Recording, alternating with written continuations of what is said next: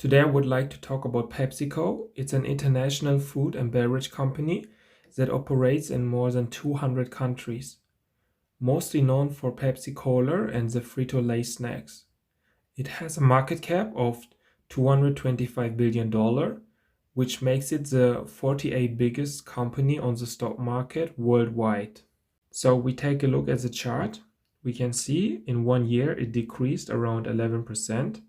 So it already went down like this before to about 160, and then it could increase again for around 13%. So now it's a question is this a good time to buy? We also can see we have a dividend yield from 3.3%, which is quite interesting. But I think we have to take a deeper look in the financials to see if this company is a good buy right now. So I would like to take a look at my financial foundation. So for me, it's important to have revenue growth, free cash flow yield over 4%, debt to free cash flow under 5, and shares outstanding decrease. So that's the important things for me. So let's take a look. So let's take a look at the revenue first. So we can see here the revenue increasing from 2019 to 2020, and then again 2021 also increased, 2022 also, and 2023 as well. So we can see it's increasing in a good rate, close to 5%, 12%. Yeah, that's very good. So we will make the check mark here.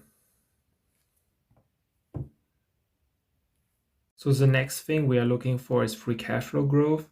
So free cash flow is what we use to pay dividends and stock buybacks. So it's very important, and we want this to grow.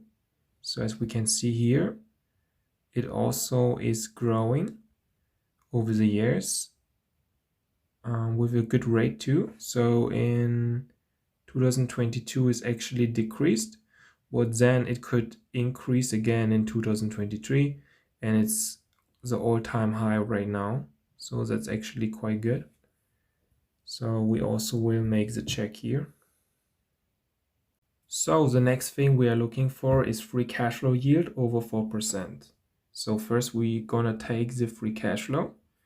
That's 7.92 billion right now. Then we're gonna look at the market cap. Let's take a look.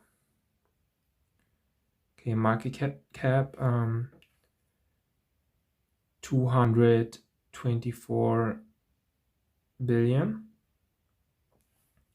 So if we divide it, we're gonna get the free cash flow yield. Okay, so that's around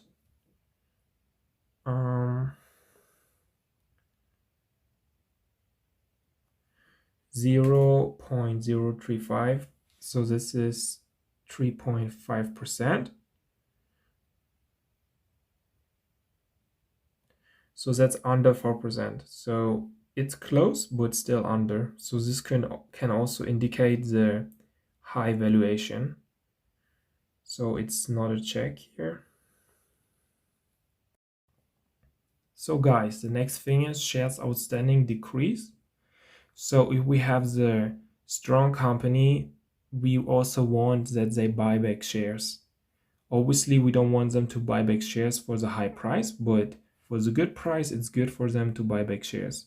So as we can see here, Pepsi is buying back shares over the years, and not too much, but nearly 1% over some years, and now it's also about 0.4%. So it's not too much, but they did buy back shares over the years. So this is definitely a check mark here.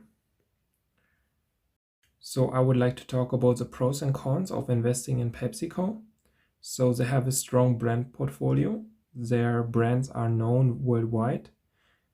Also, they have a strong global presence. They are international in many countries, over 200 countries. They have consistent revenue and earnings growth, which is great. They have a strong dividend history. So they're paying dividends for many, many years. So the cons are intense competition. So they have intense competition everywhere actually. Nowadays, influencer creating their own brands, supermarket have their own brands and they offering it way cheaper than PepsiCo.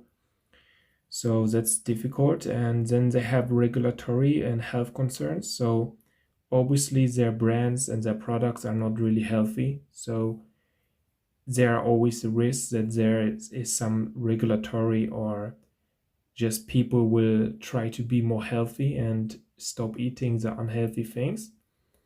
What I also don't like is the debt levels. So they have a little bit too much debt, and which is not really good for a company. And obviously they have the high valuation. So I don't really like the high valuation.